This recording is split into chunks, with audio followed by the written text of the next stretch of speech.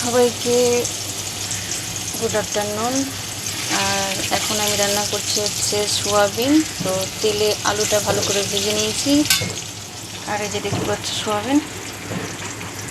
আর এখানে আছে মশলা, আদা, গরম মশলা, লঙ্কা, শুকনো লঙ্কা, রসুন, পেঁয়াজ, হলুদ, চিনি, লবণ। তো এখন আমি মশলাটা দিয়ে দেবো। সামান্য একটু জল দিয়ে দেবো।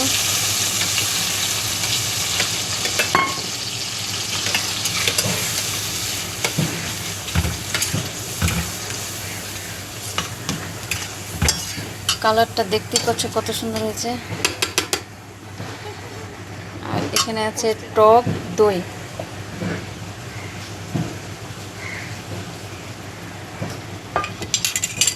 ভালো করে নেড়ে নেব।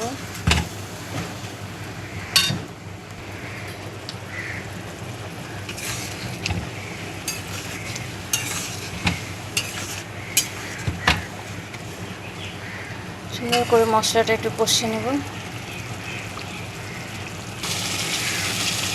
দেখতেই পাচ্ছ মশলাটা ভালো করে কষানো হয়ে গেছে, সুন্দরভাবে তেলও ছেড়ে দিয়েছে। এখন আমি দিয়ে দেবো সোয়াবিন।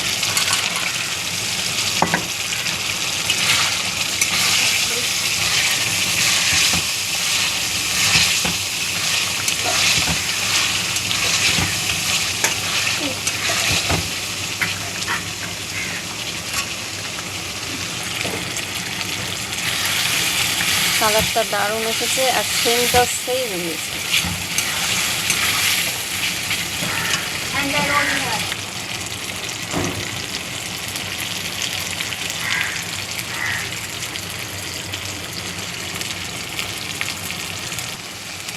মশলাটা আমার কষানো হয়ে গেছে। এখন দিয়ে দেবো সামান্য জল।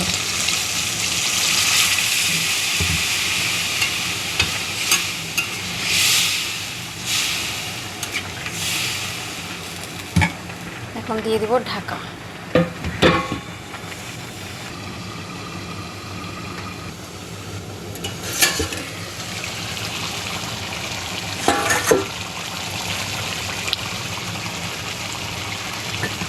রান্নাটা আমার প্রায় হয়ে গেছে। এখন আমি নামিয়ে নেব।